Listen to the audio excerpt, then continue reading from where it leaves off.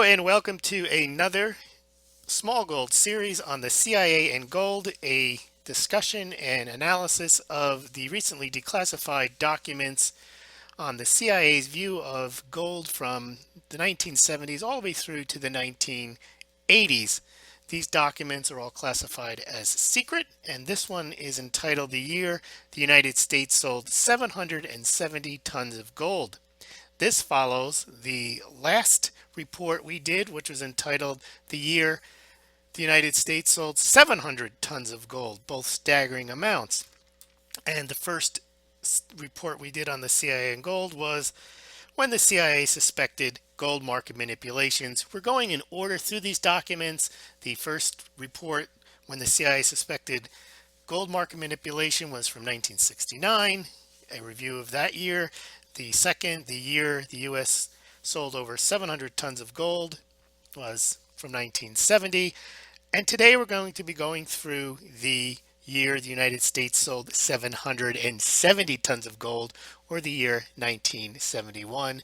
When the CIA published this report, it was in 1972, and they were reviewing the gold market from 1971. If you want to check out all of the CIA and gold reports from Smaulgld, there is a playlist at the bottom of this YouTube channel entitled "The CIA and Gold."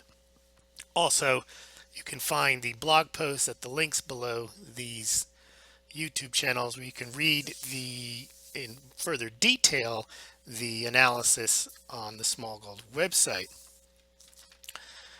So, bleeding gold reserves at the fastest pace ever. The United States closes the gold window. We're talking about 1971 here. Some very interesting information in this particular CIA report. The CIA report on the gold market in 1971, that was the year the United States went off the gold standard on August 15, 1971. During 1971, the United States sold a staggering 24.6 million ounces of gold, or about 770 tons, just before they closed the gold window on August 15th. And after they closed the gold window, the United States sold another 85,714 ounces, or almost another 3 tons of gold by the end of the year. Who bought all this gold? Well, France bought 420 tons of gold, and we're going to see why from the United States in 1971. Switzerland and Belgium also bought gold from the United States for different reasons in 1971. Switzerland bought 155 tons. Belgium bought 98 tons. These massive sales from 1970 and 1971 took the U.S. gold reserves to their lowest level since 1935, and the United States has not added gold to her reserves since. So let's get into what the CIA had to say about the gold market. It's a very important year, 1971, following a massive sales of gold by the United States in 1970. Before we get started, please consider donating to Smaulgld to continue to fund this research. You can do it through PayPal or through Bitcoin. Below this podcast or on the website, there are links where you can click and make your donation in that fashion. Those donations are greatly appreciated. Also, another way of helping Smaulgld and helping yourself out, if you're so inclined to purchase gold or silver, you can do so through the links below this podcast on YouTube or on the Smaulgld site, where you can buy gold or silver and compare pricing and shipping from a number of precious metals bullion dealers. And if you do so, you pay no more, no less if you buy through the links on the Smaulgld sites than if you had visited these sites directly. So not investment advice, but if you are considering buying gold or silver and you've made the decision, it's right for you, please consider making your purchases through the Smaulgld website. As you can see, we have links to BGASC, Golden Eagle Coins, JM Bullion, Money Metals Exchange. We also have links to SD Bullion somewhere on the site. There you go. And you can buy gold or silver, platinum, or palladium through these sites. Now let's take a quick review of what we've looked at so far. Now, in the state of the gold market in 1969, 1970, That was the first one we did where the CIA suspected gold manipulation of the Swiss. Please check that one out. And then the last one we did was the year the United States sold 700 tons of gold. That covered the world gold market in 1970 and prospects for 1971. And that showed the massive sales of gold by the United States and also by South Africa in 1970. However, the report we're going to look at now, the review of the world gold market in 1971 and prospects for 1972, show that the United States sold even more gold in 1971, totaling about 770 tons versus the approximately 700 tons they sold in 1970. Keep in mind that these documents, while they don't appear to be anything, I mean, they're interesting to us as people who are interested in the gold market, but at the time they were classified as secret, which is the second highest classification that the CIA has. And they came with a warning. The document contains information affecting the national defense of the United States within the meaning of Title 18, Sections 793 and 794 of the U.S. Code as amended. Its transmission or revelation of the contents or receipt by an authorized person is prohibited by law. This was serious stuff because this dealt with the dollar and the entire international monetary system. So this was considered not just secret and classified, but secret to the extent that it could affect the national defense of the United States.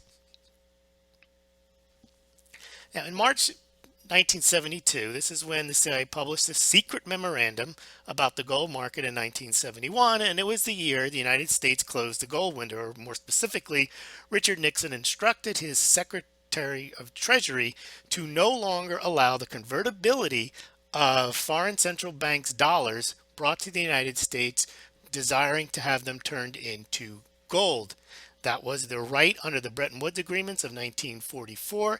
It was a central bank gold standard where central banks could, if they had accumulated dollars, could bring them to the United States and get gold for them.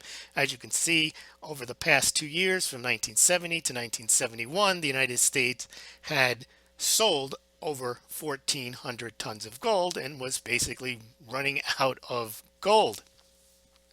So on August 15th, Richard Nixon, without warning, ripped up the Bretton Woods agreements on television. He interrupted a TV program and basically told the world that central banks can no longer exchange their dollars for gold. So during the year, most of the gold sold by the United States, at 770 tons of gold, was sold to Western signatories, Western central bank signatories to the Bretton Woods Agreement. And as a result of all these sales and the way they calculated the data in the CIA memoranda is at $35 an ounce. So all the numbers that they give in the memoranda are in dollars. I had to go back and calculate at $35 an ounce how many ounces were sold and then how many tons that converted into after calculating the number of ounces sold. So after the United States sold all this gold in 1970, 1971, they were basically down to approximately 8,530 metric tons, which is just a little more than what the U.S. claims to have today, which is the official number, which has been out for decades, which is 8,133.5 metric tons. So the United States now has been selling gold for the past 2 years. The CIA has documented those sales and has documented who that gold went to. So who did that gold go to in 1971? We saw a lot of it in 1970 went to the IMF. In 1971, France was the big purchaser of United States gold, buying 13 million ounces or approximately 420 tons. Now, the reason prior, if those of you have seen the Charles de Gaulle famous speech where he talks about how the United States has the exorbitant privilege, where they have the gold standard and they have the reserve currency, France never quite trusted it, especially in the 60s when the United States was doing a lot of deficit spending. France continually would bring its warships to the United States and request to transfer their accumulated dollars into gold, and they had been doing so, as was Germany and Switzerland during the late 60s. But in 1971, the reason France gave, according to the CIA, for purchasing 420 tons was that they had to pay a debt to the IMF. Now, the IMF would not accept dollars in payments because the IMF had over their 75% quota of dollars. So the IMF didn't want more dollars. At that point, the IMF wanted more gold. So France had to go and convert their dollars, as was their ability to do so, into gold and then give that gold to the IMF to pay their debt. Now, Switzerland and Belgium, according to the CIA, were still exchanging their dollars for gold because they were, quote, convinced their dollar holdings were too large. So you see, the IMF thought they had too many dollars. They had a 75% quota.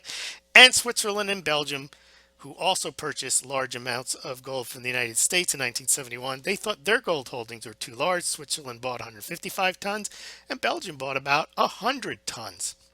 Other countries in 1971 buying gold from the United States: Lebanon 31 tons, Singapore 26 tons, Netherlands 22 tons, Finland 17 tons.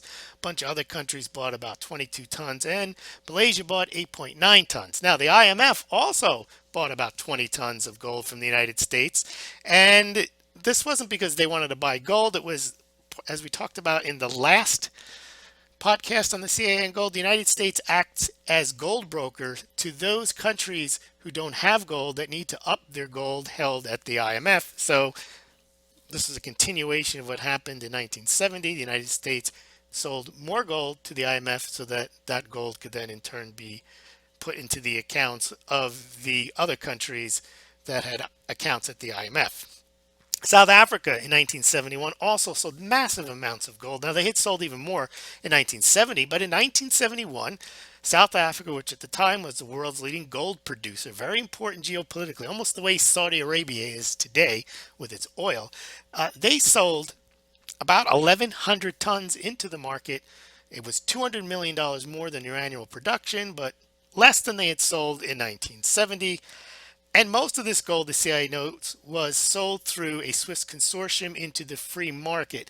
Now, the last two CIA reports, the 1969 one and the 1971, the CIA directly called out explicitly manipulation by the Swiss in the gold market. Here they don't, but they kind of, I didn't get into it in this report. You can check out the report. There is a link to the 1971 CIA report in the podcast on the Smaulgld blog post that you can click on and read about. They intimate, however, some differences in the amount of gold that the South Africans sold to the Swiss and what the Swiss actually then further sold. So they intimate manipulation in this report, but they don't go directly into it the way they did in the prior two reports. Now, the price of gold in 1971, the CIA noted that the free market gold price began the year below $38 an ounce and rose steadily through the year, hitting nearly $44 an ounce prior to the closing of the gold window on August 15th, 1971. And immediately after Nixon closed the gold window, the price of gold dropped. Now, that's not counterintuitive. That makes sense because the initial thought was, and then the thought leading up to the closing of the gold window, was that if gold wasn't required in the monetary system, then its demand would go down and therefore the price would go down. People would only want gold for trinkets and gold jewelry. But that was a short-lived concept, and though gold fell about 10% in the days following the announcement of the closing of the gold window, it regained its upward momentum amidst, quote from the CIA, renewed uncertainty surrounding the future of the international monetary system. And it closed the year at $44 an ounce. Now, the CIA attributed the price rise in gold to commercial demand and, quote, traditional hoarding. Now, remember, the gold prices rising did help South Africa, who had been running a significant budget deficit, not budget deficit, a trade balance, and that was, in a sense, forcing South Africa to sell even more gold. So as the price rises, then South Africa has to sell less gold to cover its trade imbalance. This was new to me. There was pending U.S. legislation to raise the official gold price from $35 an ounce to $38 an ounce. So some of you will recall that in 1934, the U.S. Congress had raised the price of gold from $20.67 an ounce to $35 an ounce by passing the Gold Reserve Act of 1934. Now, this was done after the United States, through Executive Order 6102, confiscated or nationalized the U.S. gold supply in April of 1933. The effect of that increase in the price of gold was to devalue the United States dollar. So for those of you who claim that the government manipulates the price of gold today, well, back then they blatantly and overtly manipulated the price of gold. They set it at $35 an ounce in 1934, and it stayed at $35 an ounce from 1934 all the way through 1971. And then when Nixon closed the gold window, the gold market, the free gold market, kind of took over to a certain extent, even though there was suspected manipulation and continued manipulation when they introduced the futures market in 1974. At least that manipulation wasn't as overt and wasn't as effective as just setting the price by fiat, by law, at $35 or $38 an ounce. I don't recall maybe there's information I'm not aware of, but I don't know if the United States Congress ever passed the legislation to raise the official gold price to $38. Maybe I'll find that out in future research. And I will let you know and update you as we go through the CIA series. The CIA also noted declining gold mining output. It noted that gold production declined 1 to 2% in 1971 and that it may decline further, which would result in higher gold prices and a change in gold mining production practices. Here the CIA shows some knowledge of the mining practices. They note lower grade ore will be mined when you have higher prices, a development that reduces current production, although it increases production over the long run by lengthening the mine's lifespan.